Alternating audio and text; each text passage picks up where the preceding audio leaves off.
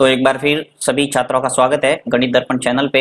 हम पढ़ रहे हैं एक्सीडेंट डेस्क वर्क का मॉडल पेपर 4 और उसके अंदर हमने खंड अ, ब, स और द चार पार्ट है वो कंप्लीट कर दिए। खंड य को आज सॉल्व करेंगे। उसके अंदर जो 26वां प्रश्न दे रखा है समांतर श्रेणी वाला, और समांतर श्रेणी के प्रथम 15 पदों का योगफल ज्ञात कीजिए, जिसका nवा पद है an बराबर 9 माइनस 5n है। ठीक है, अब इस टाइप का जो प्रश्न है वो आपके आने के चांस है वो काफी कम है, क्योंकि जो n पदों का योगफल वाला जो सूत्र है वो आपके सिलेबस से हटा दिया है। राइट, तो इस प्रश्न के आने के चांस कम है, फिर भी मैं इसको सॉल्व करके आपको बता दूं, क्योंकि अगर मान लो आ जाए तो आप किस ढंग से इसको सॉल्व करेंगे। और साथ ही कहना चाहूंगा वो सभी छात्र बधाई के पात्र है जो इस लॉकडाउन पीरियड के अंदर भी किताबों से टच में है और कंटिन्यू वीडियो को देख रहे हैं और अपनी जो तैयारी है वो जारी रख रहे हैं, क्योंकि एग्जाम आपके निश्चित तौर पर आयोजित होंगे।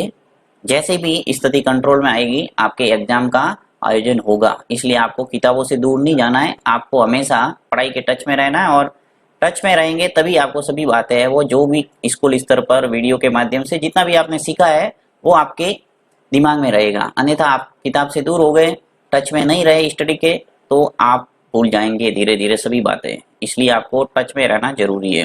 थोड़ा पढ़ते रहें, जिससे आपके एग्जाम की तैयारी हो जाएगी, टाइम पास भी हो जाएगा और अच्छे नंबरों के साथ 10वीं है वो पास हो जाएगी। राइट, तो अब हम शुरुआत करते हैं 26वें प्रश्न की, और 26वां प्रश्न किस ढंग से आपको करना है। तो ये प्रश्न मैंने अलग से पेज में ले लिया है, पढ़ता हूँ वापस इसको मैं कि समांतर श्रेणी के प्रथम 15 पदों का योगफल ज्ञात कीजिए। आपके पास में यदि समांतर श्रेणी होती तो सीधा Sn बराबर n/2 2a प्लस n-1 और d इसका फॉर्मूला लग जाता, n पदों का योगफल वाला, और सीधा 15 पदों का योगफल निकल के आ जाता। परंतु यहाँ पे आपके पास में समांतर श्रेणी नहीं है, तो उसके लिए आपको कुछ न कुछ दिया हुआ है इस प्रश्न के अंदर। यानी यहाँ पे दे रखा है कि जिसका nवा पद है वो an बराबर 9 माइनस 5n, ये आपको दिया हुआ है। तो इसके माध्यम से पहले आपको एक एपी तैयार करना है। तैयार कैसे होगी देखिए, यहाँ पे आपको दिया हुआ है कि an बराबर 9 माइनस 5n, ये आपको nवा पद दे रखा है।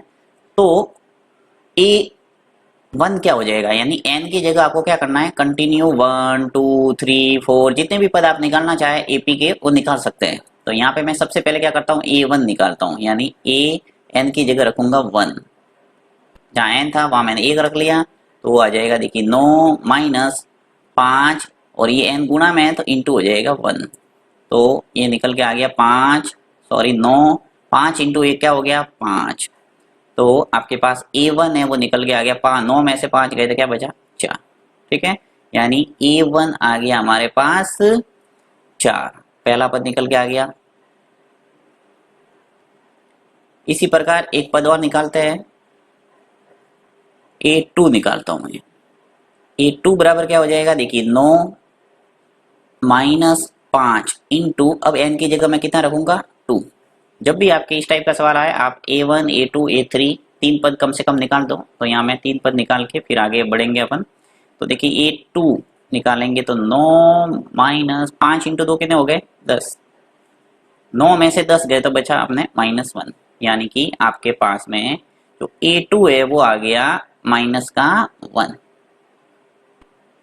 ठीक है, a1 आ गया a2 आ गया, यानी समांतर श्रेणी का प्रथम पद आ गया, दूसरा पद आ गया। अब तीसरा पद निकाल दें, तो तीसरा पद निकालता हूं मैं a3, तो a3 बराबर क्या हो जाएगा वापस वही 9 माइनस 5 इंटू 3, जहाँ n है वहां पे 1 2 और 3 रखना है। तो अब a1 क्या आ जाएगा,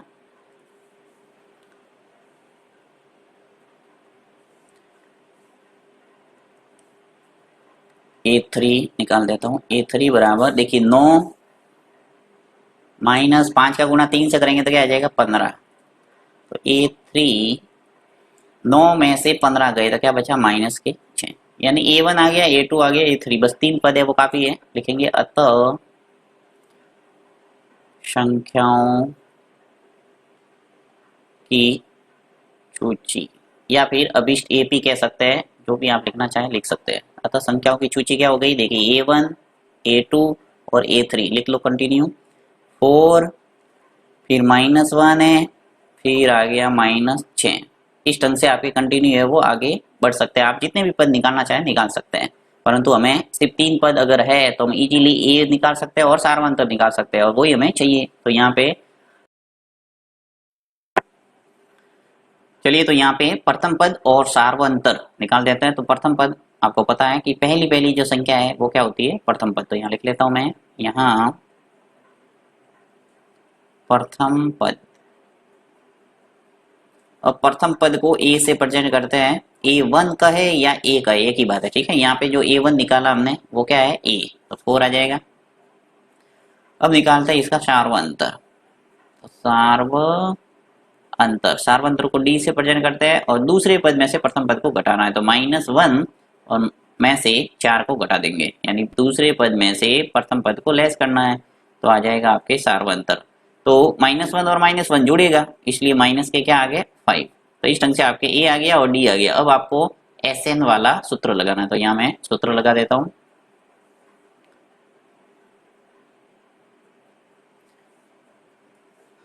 लिखते हैं SN।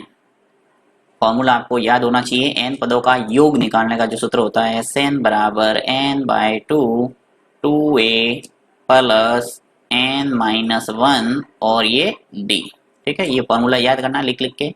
तो SN, n का मतलब है जितने पदों का आपको योग पूछा है वो, तो n है वो यहाँ पे क्या है, 15 पदों का योगफल निकालना है। तो यहाँ मैं n की जगह कितना लिखूंगा, 15। फिर बराबर वापस n है, देखिए n/2, तो यहाँ आ जाएगा 15/2। फिर ब्रैकेट 2a, ए की जगह आपको प्रथम पद लिखना है। प्रथम पद कितना है, 4, तो 4 लिख लो। फिर प्लस और ब्रैकेट n-1, यानी कि n है 15 और 15 में से 1 घटाना पड़ेगा। फिर इंटू डी, तो डी है वो कितना है अपने पास, सारवंतर -5, तो यहाँ आ जाएगा -5। ब्रैकेट के अंदर लिख लो, क्योंकि माइनस है व्यवस्थित दिखेगा थोड़ा। अब सॉल्व करना है। तो 15/2, 2 का गुणा 4 से करेंगे तो 8 आ जाएगा। फिर प्लस 15 में से 1 को घटा दो तो आ जाएगा 14 और ब्रैकेट इंटू माइनस के 5 है, ठीक है। 15/2 इसको ऐसे कैसे रख दो, 8 भी ऐसे कैसे। अब मैं क्या करता हूँ, ये जो 14 है उसका गुणा कर देता हूँ -5 से। तो 14 का गुणा जब -5 से करेंगे तो आ जाएगा -70, ठीक है। 15/2 घटा दो, 8 में से 70 गए तो माइनस के आ जाएंगे 62। बड़ी संख्या के आगे जो माइनस है तो माइनस आएगा। अब देखिए 2 का भाग है वो 62 में जा रहा है, तो हम दे देंगे 2 का भाग, यानी 2 से 62 कट जाएगा, कितनी बार, 31। और ये माइनस है तो आएगा ही -7 में। तो 15 का गुणा कर दो -31 से, ठीक है।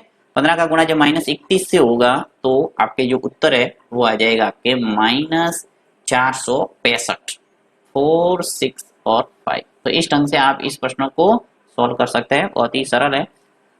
SN का जो सूत्र है वो आपको याद करना पड़ेगा। समांतर श्रेणी के अंदर सिर्फ 2 ही सूत्र है, एक तो n पद का सूत्र है, यानी AN बराबर n-1 और d, और एक है SN बराबर n/2 2a प्लस n-1 और d। तो 2 सूत्र अगर याद करेंगे तो समांतर श्रेणी पूरा क्लियर हो जाएगा।